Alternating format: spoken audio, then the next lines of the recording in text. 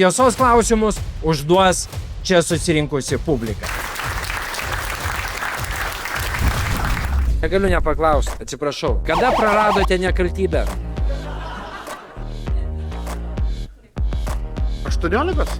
Jūs rimtai tikit dabar, ką jis sako? Taip. Aš konservatyvus. Ar tiesa, kad sunkiom dienom išgeriate Lietuvos Respublikos Seime?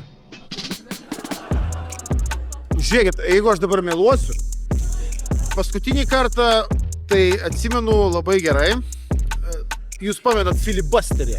Ir kai mes tą filibusterį laikėm, mums rašė žinutę, sako, jūs varykit toliau, siuntė mums kebabų. Žmonės siuntė realiai, užsakinėjo, kad mes ten laikytume. Mes su Eugenijum Gentvilu nuėjom pas jį.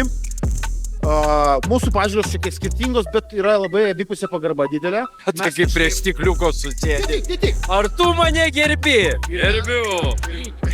Ir mes su juo viską, aišku, ką su Eugenijum gali daugiau. Tik viską. Drąsos užduotis. Įsivaizduok, kad esi premjeras vienai minutį. Liko 1 minutė iki balsavimo. Turi įtikinti visą Seimą priimti įstatymą. Žuvėdros turės mokėti pajūrio mokestį.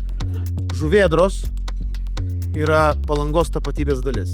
Mes jomis džiaugiamės, mes jas keikiam, bet tai yra mūsų dalis.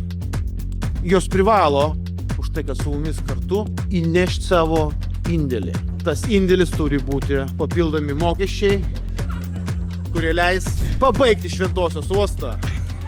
Galiausiai. Ir turėsim dar vieną uostą Lietuvoje.